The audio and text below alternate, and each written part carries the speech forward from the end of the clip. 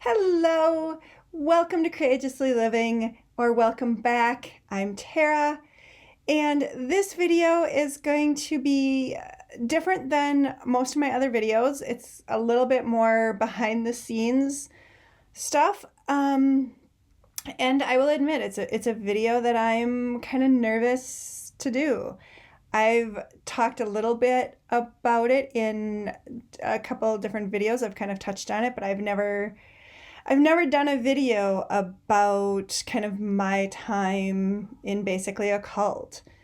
And I think we are at a time in history where there is so many people that are stuck in one set of a belief system that when we look from the outside, it can definitely appear cult-ish, because one of the traits of cults is everyone believes the same thing. And if you don't believe the same thing, then you're an outlier. Then your opinions don't matter. Your truth doesn't matter. And it's a way of control. And when we think of cults, we're like, oh, I would never get involved in a cult. I'm too smart for that. I can spot a cult coming a mile away.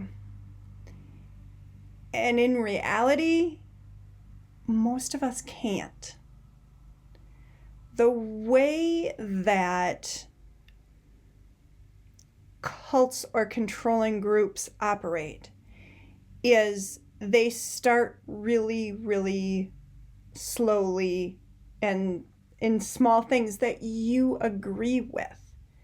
A lot of times they will play on emotions, play on your feelings, or even play on some truths where you're like, yes, I agree with this. This makes sense.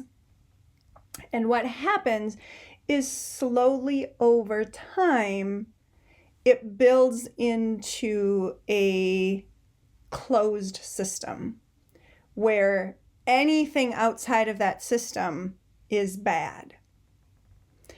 Any opinions, any facts is bad if it did not originate from within the group.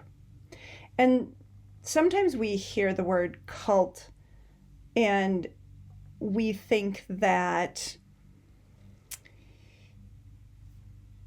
you know you're joining a cult. And sometimes there are certainly those cults that exist too.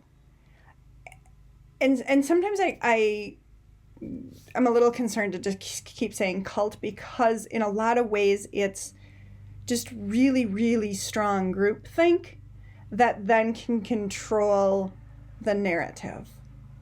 And the more that you are involved in it, the easier it is to doubt yourselves.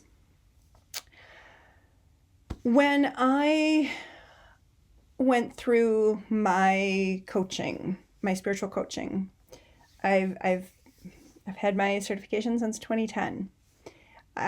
Before that, I had taken other healing classes, spiritual development classes, and so I was looking for basically that piece of paper that said, yes, I'm legit. I'm a coach. And I had also gone through a huge training, almost a 2-year training with the group that I then went through my spiritual coaching with. And again, that the original coaching was fine. There was some, looking back, there was some flags, not a lot, but we were a small class, and when it was offered for a spiritual coaching, probably 90% of us said yes. We're gonna go. We're gonna continue. We want this new certification. And it took me a really long time to realize and understand that the material that was taught in both the coaching and the spiritual was solid. It was great material. I have since seen most of that material in other places, in other ways. But the presentation of that material is what became more of the cult. We were the very first class, so in a lot of ways I was lucky. The instructors hadn't figured out all of the controls that needed to be in place. And the other thing that really helped me is I had taken other classes already. I hadn't just gone with this particular group. So I already had an establishment of a network, of a support network. And that's one of the things that groups that like to control try to diminish. And it can be groups. It also can be intimate partners. That's the control piece of, you can only get information from me, or I'm the only one that's going to have valid information from you. One of the things that I pushed back on a lot, and I just kind of stopped pushing back, and I'm like, well, I'm still going to do it, is I've had like readings or palmistry, psychic readings, tarot readings, kind of you name it, since I was a kid. And one of the things as we got further into the class is the instructor was like, you can only have readings from me. I am the only one that can give you spiritual readings. And I didn't particularly like her spiritual readings. And I was like, no, I have all these other readers at my disposal. I'm not going to do that. And in some ways that probably was a starting of the splintering for me. But there was other pieces that, were still really valid. Like one of the things we did is we had to spend days in silence and really figure out what we were going to do in those days if we couldn't use technology, if we couldn't have the radio on. And it really did force me to go deep. And that was a great experience for me. We did one a month. We could choose our day. And I got some amazing pictures when I went in the forest and just took pictures for a day. So it's really easy to say good, bad, when in reality it's a lot more integrated than what we think. And when we think about what is going on in the world right now and the such division, even if it's not cult, even if it's just the division of what we are dealing with, it's right or wrong. This group is right, this group is wrong. That group is wrong, this group has to be right then.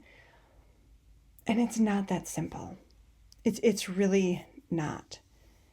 And that's one of the reasons that I'm choosing now to talk about my experience with basically being in a cult. Because I do think that we have a perception of, well, would of course know that it's wrong. And then everything within that is wrong. Well, no. Like I mentioned, I have some amazing pictures from doing a day of silence. Is that by itself a cult? No. is saying that you can only get spiritual advice from someone, it can definitely start to be considered controlling. At the very end of my experience, I had completed all my assignments, everything that I had done, but at that point I was pretty disillusioned. And I had we had 2 instructors, and I had gone to the other instructor and been like, hey, I'm not okay with where we're going with this. I'm out. I'm not doing this last piece. And that really blew up. And that was used against me in the last class I attended. And the other thing that they did is they kept extending the time, getting more money, extending the time. They're like, oh, well, we're still trying to do this. Like, well, how about if we just go for another month? Even though our certification should have been done months ago. But let's just do 1 more month. Then you'll get your certification. If you do 1 more month, we'll give you the certification. Then that month would happen and be like, oh, no, we really want to talk about this, so then we're not going to give you your certification until next month. I think it was almost a 5-month delay before I got my certification. That's control. That is starting to be the cult piece. And when I went to turn in my last assignment after I had gone to the other instructor, one of the women she's like, well, I don't know if I can accept this because we know kind of what you said about the class. And it was a licensed class from our state. Like, they had gone through all the proper channels to get licensed to be a certification. And they knew that I knew that and that I would have fought for that certification. So they did give me my certification. But emotionally, it cost me a lot, and it cost me a lot for years. I, for years, refused to be called a coach because I didn't want to be associated with it at all. It was actually, I think, right before COVID that I actually started to accept saying that I was a coach. Even though I had all the paperwork, I had the certifications, I had the solid information, but the emotional damage that was caused was big. And I bring this up again as we are so divided, because the emotional damage that is being done to so many right now is huge. It really is huge. And there is, even me, sometimes when I see or hear things, I'm like, really? How are you thinking about this? But then I also remember what helped me the most truly kind of break away, even with the certification, because there was still stuff that they had wanted us to do and everything, and I was like, no, I'm done, is I had compassionate people in my life that listened to me, really truly listened to me, that helped emotionally support me, that didn't tell me I was an idiot for believing it, that, I had my own shame and guilt that I was dealing with. And when we look at what is happening worldwide in so many divisions that as a society we've created, people that have been indoctrined in only one belief system, chances are gonna feel some shame, are gonna feel some guilt on both sides or on 15 different sides. It doesn't matter. The control and the manipulation piece is a piece that really, really gets in deep with people. And the inability to trust yourself is huge. And the more that we can approach people from a place of compassion, from a place of healing and curiosity, we're going to be able to start to build some bridges that, we're going to kind of come more back into center a little bit of our beliefs, our values, of what it means to be human and what it means to be human in this time that so much division was encouraged. And unfortunately, the division has been encouraged worldwide for decades. Always a villain, always a hero. And then our entertainment industry reinforces that. There is a villain or a group of villains and a group of superheroes.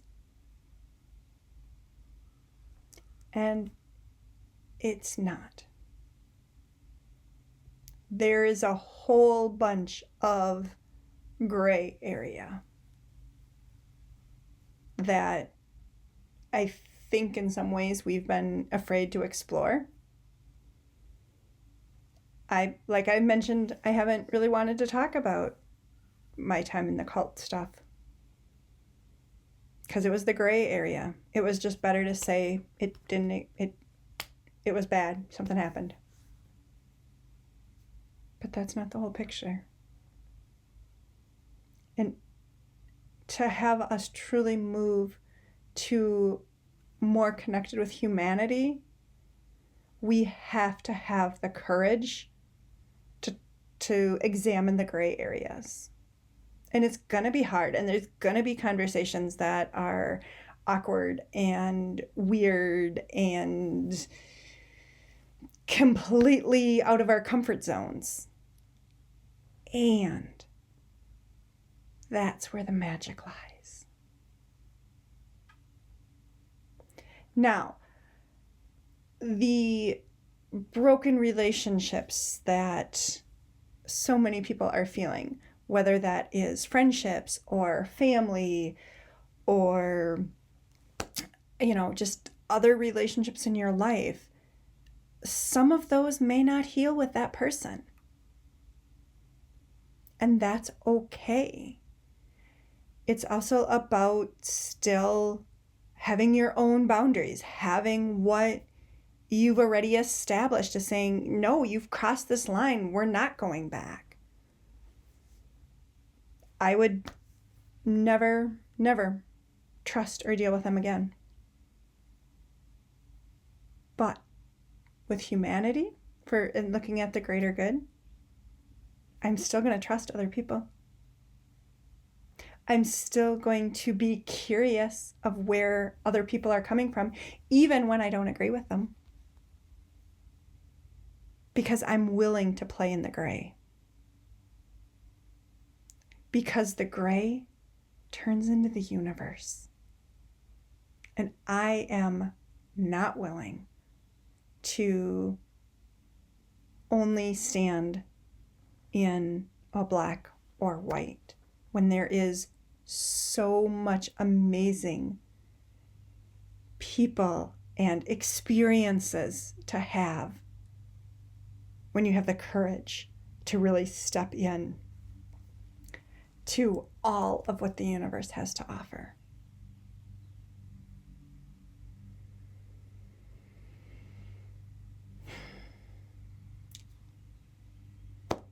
Let me know in comments what you think.